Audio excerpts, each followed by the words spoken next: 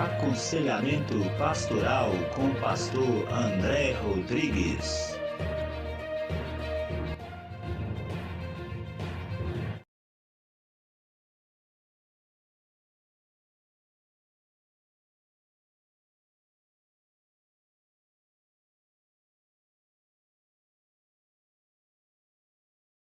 Tudo bem, pastor? A paz do Senhor?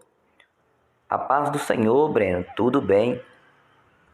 Ô pastor, eu vim aqui conversar com você porque assim, eu estou frequentando a igreja e eu estou gostando muito, sabe? Quero batizar, ficar firme. Porém, pastor, eu estou até meio sem graça de falar. Fique à vontade, Breno. Sinta-se toda a liberdade de falar o que você está no seu coração. Certo. Então, pastor, é porque eu de vez em quando, em casa, sabe? Eu bebo uma cerveja, um vinho. Quando tem alguma festa ou comemoração, eu costumo beber. Sempre na feira eu compro um vinho, uma ou duas latas de cerveja. Mas em casa aí eu vou e bebo, sabe? E assim eu gostaria de saber o certo, se isso é errado, se por acaso eu estou em pecado, porque eu vejo você falando nos cultos que viver na concupiscência, isso sim não agrada a Deus. Aí eu fico na dúvida se eu estou vivendo nisso. Estou muito sem graça mesmo. Mas eu queria muito conversar com você sobre isso. Ô Breno, posso ser bem sincero com você? Eu estou extremamente feliz e orgulhoso pela sua atitude de vir conversar comigo sobre isso. Que atitude sublime! Quem dera se todas as pessoas, ao invés de tirar suas próprias conclusões, buscassem uma orientação. E também os líderes religiosos não fossem julgadores e sem sabedorias da parte de Deus para saber lidar com qualquer assunto de uma maneira imparcial e de forma neutra. Até porque é fácil falar com a pessoa: para de beber, para de fumar, para de usar droga, etc. Mas se alguém falar comigo assim: pastor André, para de comer doce, aí também eu vou estar numa fria. Porque são coisas que é trabalhado diariamente. E isso é enquanto nós viver, sabe?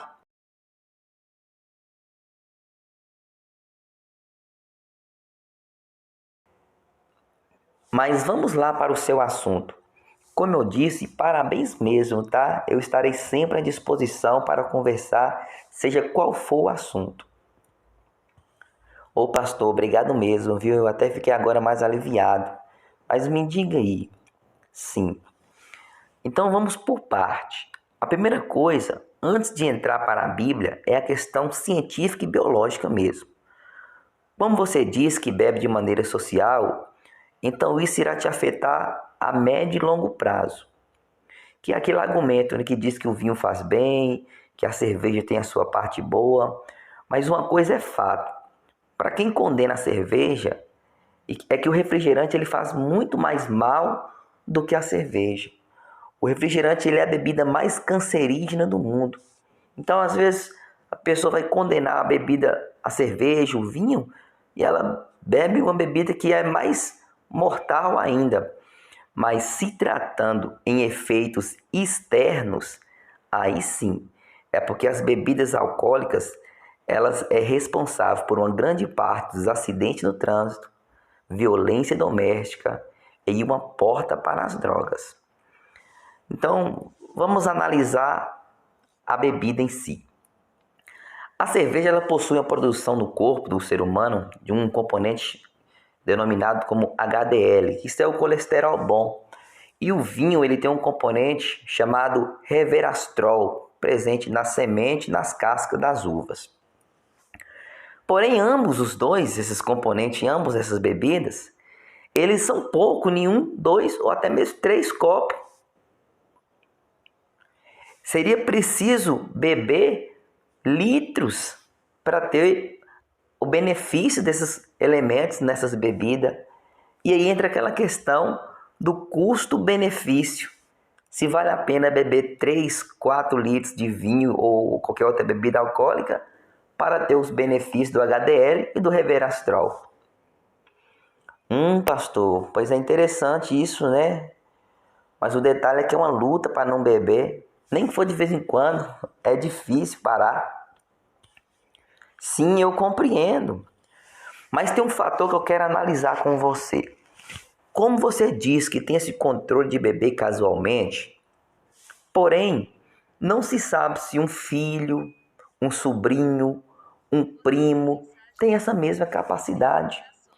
E essa pessoa vendo você beber, mesmo casualmente, será normal para ela. Aí essa pessoa pode estar se matriculando na vida da embriaguez e aí sim se tornar uma pessoa dependente de bebida alcoólica. E aí ele vai ser agora um dependente alcoólatra, que segundo a OMS é caracterizada como uma doença psiquiátrica. Por isso que é importante avaliar essa conduta, porque a pessoa, como o seu caso, tem esse controle. Mas não se sabe se algum familiar ou até mesmo algum amigo vai ter esse controle. Agora vamos para onde eu tenho conhecimento, que é a Bíblia Sagrada. Veja bem, a Bíblia não tem nenhuma advertência para o consumo social e controlado da bebida alcoólica. Porém, eu queria que você considerasse muito esse porém que eu quero dizer aqui, porque é a palavra de Deus que está falando. A Bíblia nos deixa exemplos e nos deixa relatos importantíssimos para nós considerar sobre a bebida. A primeira delas, eu quero falar dois. O primeiro deles é o caso de Noé, lá em Gênesis capítulo 9, verso 20, que diz assim: E começou Noé a ser lavrador da terra e plantou uma vinha, e bebeu do vinho, e embebedou-se, e descobriu no meio da sua tenda. Aí diz que o seu filho mais novo, que chamava Cã, viu ele nu. Aí, no versículo 24 e 25 vai dizer: E despertou Noé do seu vinho, e soube que o seu filho menor lhe fizera. E disse: Maldito seja Canaã, servo dos seus servos. Ou seja, ele amaldiçoou até a pessoa errada. Porque quem viu foi Cã, ele amaldiçoou um chamado Canaã. Outro caso, que é o mais conhecido, é o caso de Sansão, que após beber, se embriagar, ele fala para Dalila que uma das questões que ele não podia fazer, que era cortar os cabelos devido a ter um voto de nazereado, e ali ele é vencido pelos filisteus. Então, nós temos experiências claras que o consumo dessa bebida, ela vai trazer para nós sofrimentos, problemas. Eita, pastor, é meio delicado isso, hein? Sim, mas tem mais algo que eu quero dizer para você. Mais 4 versículos na Bíblia. No livro de Provérbios, no capítulo 20, verso 1, diz assim, ó: O vinho é escarnecedor, a bebida forte, alvoroçadora, e todo aquele que nelas errar nunca será sábio. Aqui está falando do vinho, que é a bebida mais antiga do mundo, que nós vamos ver isso lá em Noé, plantando vinha. E a bebida forte, que é a própria cerveja, porque a cerveja ela é uma das bebidas mais antigas do mundo. Então aqui a orientação, aqui não está falando nem de um excesso de bebida. No livro de Provérbios vai dizer assim, ó: O vinho é escarnecedor e a bebida forte alvoroçadora, e todo aquele que neles erra, ou seja, não é que bebe muito, é que neles tem contato, não é sábio. Por quê? Porque a pessoa, ela para num estabelecimento e começa a usar, né, bebida, e vira o dia ali, às vezes deixando família, deixando de buscar um conhecimento, e sem contar os transtornos que pós aquilo vem causar no dia após. A pessoa está com mal-estar, a pessoa arrepende por ter feito aquilo. Outro texto, que é no livro de Isaías, do capítulo 5, 22, que diz: Ai dos que são poderosos para beber vinho, e homens de poder para misturar bebida forte. Ou seja, novamente, não só o vinho, mas qualquer outra bebida. E a tendência de hoje aí, que nós estamos falando de vinho e cerveja, mas agora é bebida que eu nem sei falar.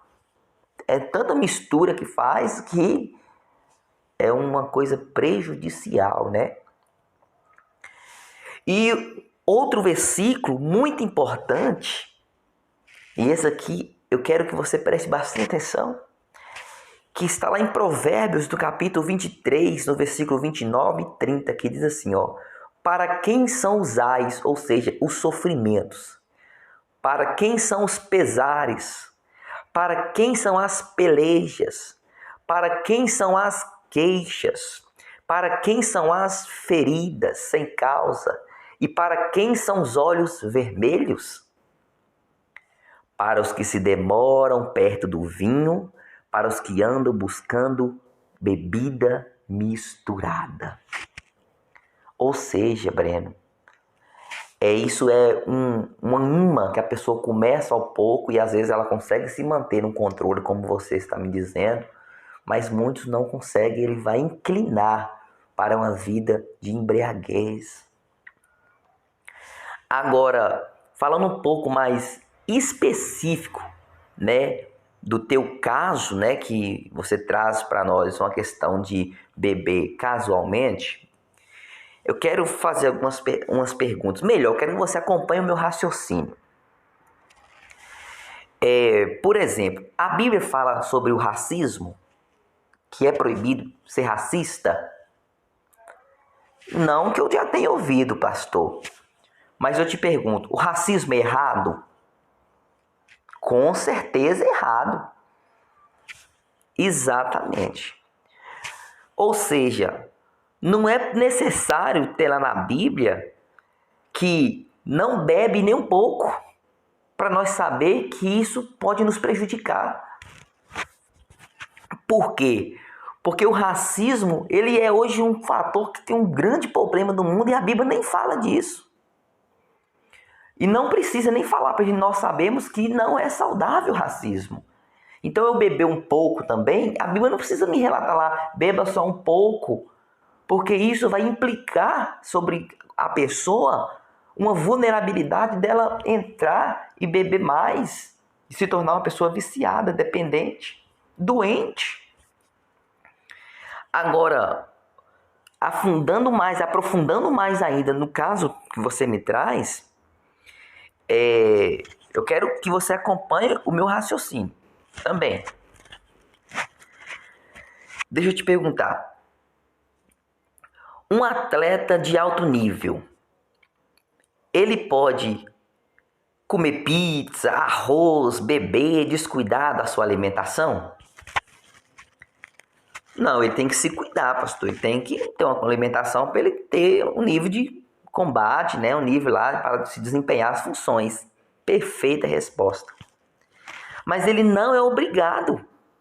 Ele faz isso porque ele está querendo ficar adequado e preparado para ter ali resultado no seu esporte. Então, ou seja, uma pessoa que quer estar na linha de frente na obra de Deus, por exemplo, levitas, pregadores, evangelistas, obreiros, pessoas que querem divulgar o evangelho, é de extrema importância não ter contato com isso, porque ele representa um atleta de Cristo, como está em Hebreus, que nós temos que deixar todos os rudimentos, deixando tudo isso para trás, para que nós vamos seguir o caminho, seguir a nossa jornada, para sermos uns campeões em Cristo.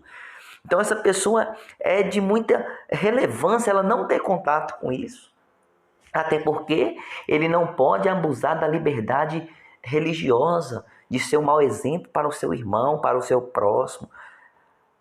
Entende? Eu estou sendo claro? Não, pastor, está assim. Ou seja, a pessoa que ela bebe lá casualmente, tudo, talvez ela não tenha alguma atividade, ela pode sim considerar não beber. Mas uma pessoa que está em atividade na obra de Deus, ela tem que pensar dessa maneira. É verdade, pastor, isso faz sentido. Então, Breno, pelo fato de você ter vindo aqui, já mostra que o Espírito de Deus está falando com você. E é Ele que irá te ajudar a deixar isso de vez. Você só deve continuar orando e pedindo força a Deus, que vai chegar um momento que você vai conseguir fazer isso naturalmente. Você não pode desanimar e desistir. Peça a Deus força. Dedique, você verá como isso vai acontecer de maneira natural, com o auxílio do Espírito de Deus. Amém, pastor. Eu creio, eu tomo posse. Porque eu quero ser um instrumento de Deus para Deus me usar também. Glória a Deus, fico feliz. Então eu queria nesse momento fazer uma oração com você e por você, para não só para o seu caso, mas também para todas as pessoas que têm algum vício e têm vontade de se libertar, de se ver livre desse vício. Amém? Amém, pastor. Pode orar. Então vamos orar? Feche os teus olhos aí. Deus, primeiramente eu quero te agradecer por ouvir a minha oração. Pai, eu quero apresentar nesse momento todas as pessoas, ó Pai, que estão acometidas a um vício, seja ele de bebida, de cigarro, de jogatina, na alimentação, um vício, ó Pai, de qualquer que seja a natureza.